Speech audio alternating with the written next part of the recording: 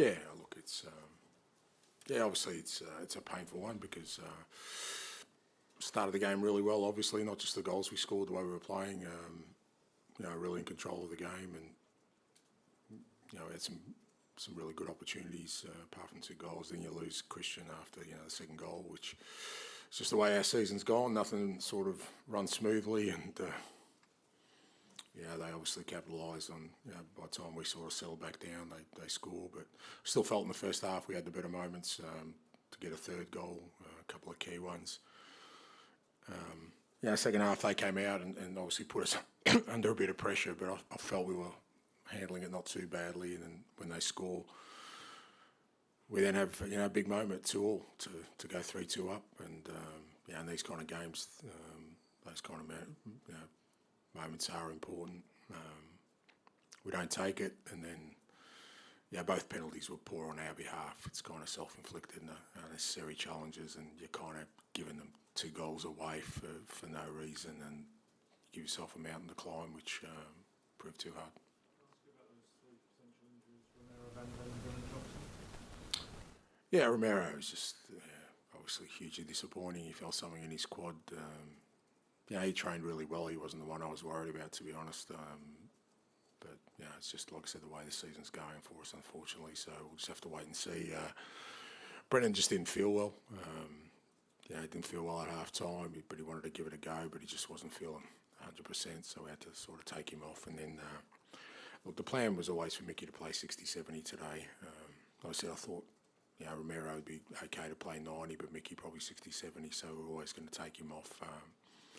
He didn't feel anything significant. He just felt tightness, but we're always going to take him off anyway.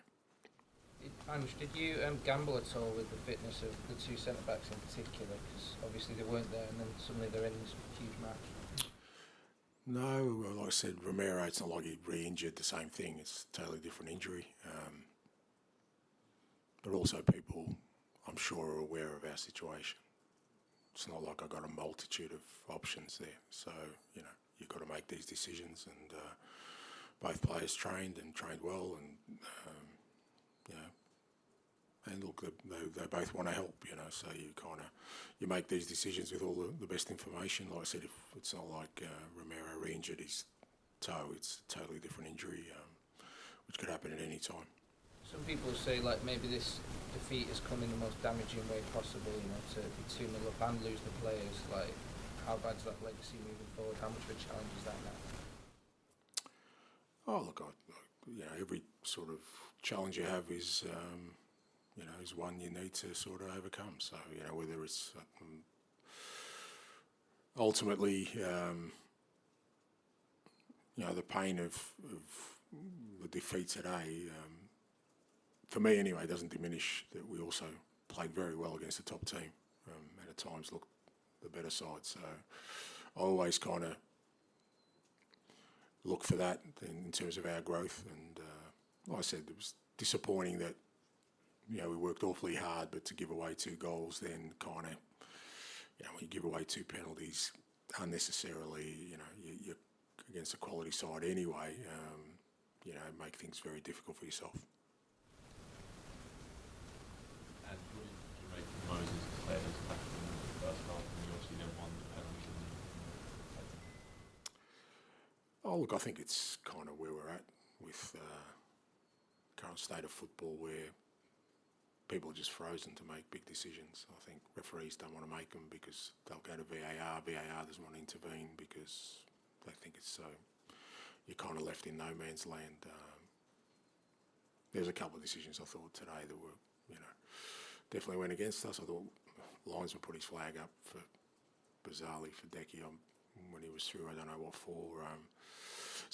But they're things that are out of our control. We can't do anything about that, and hopefully the powers that be sort of work that out.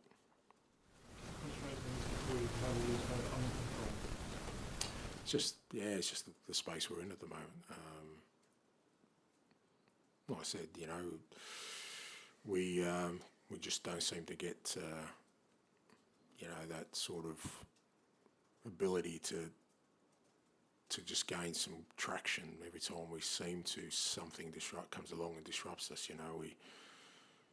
people keep referring to City game, but we lost Vic straight afterwards for 3 months. So it seems like we're just not able to do that. But like I said, they're uncontrollables. My role is to try and maintain the course of the things we can control, and keep sort of making sure we're focused on continuing to grow as a team, and I always feel with these things that at some point they even themselves out, and if you do the right things, they'll come back to you.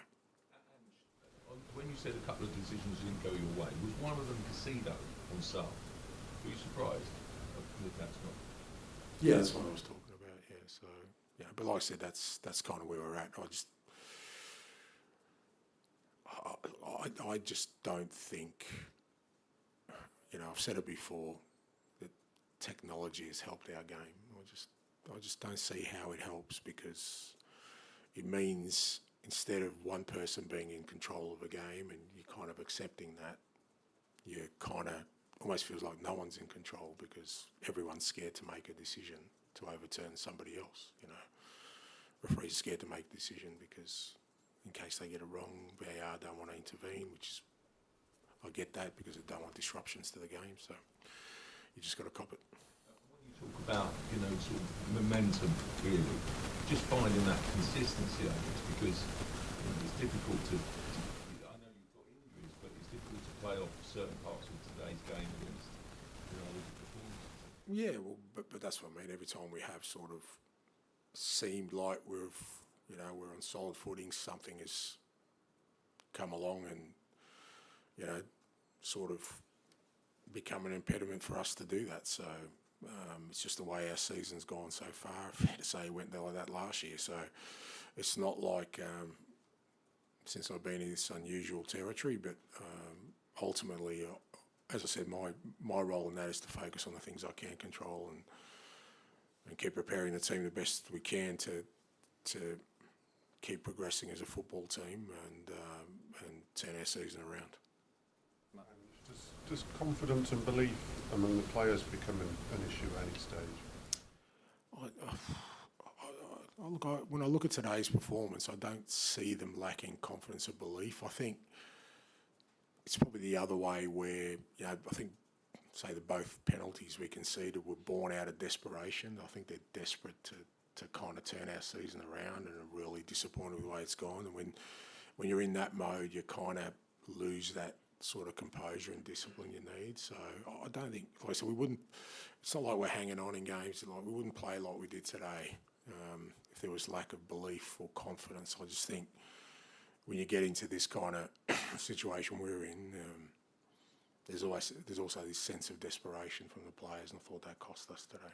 I also felt even at 2-0 there was a bit of a tension in the crowd, even when you were winning. I just wondered whether that transmits to the players. Look, fair play to them. I thought the crowd were good today. I thought, they got behind the team.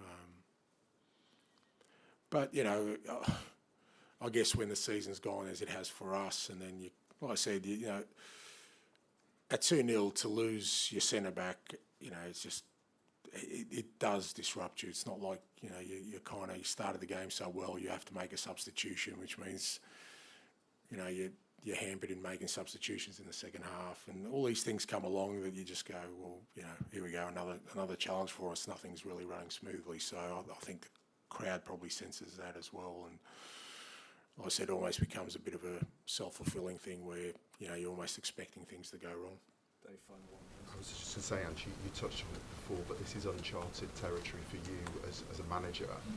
Can you sort of, I don't know, turn the focus inward, and how do you sort of stop everyone feeling sorry for themselves because everything's going against you, and B, the processes that you try and get out of this? Yeah, I don't sense anyone's feeling sorry for themselves, but yeah, it's a tough moment because you kind of, there are all these tools you could possibly use as a manager when you're going through tough moments to sort of turn things around, and our limited sort of resources from a playing perspective at the moment doesn't allow us to do that. So you've got to find other ways, because it's not through a lack of effort. The players who are constantly out there because we can't rotate are giving everything they can. But it kind of diminishes performance as well because they probably need a rest, but we can't give them a rest. So, but, you know, I think it's just something we need to kind of tackle head on and keep pushing on. Still plenty sort of to play for us in terms of, you know, between now and January, just to make sure that, you know, we keep performing. I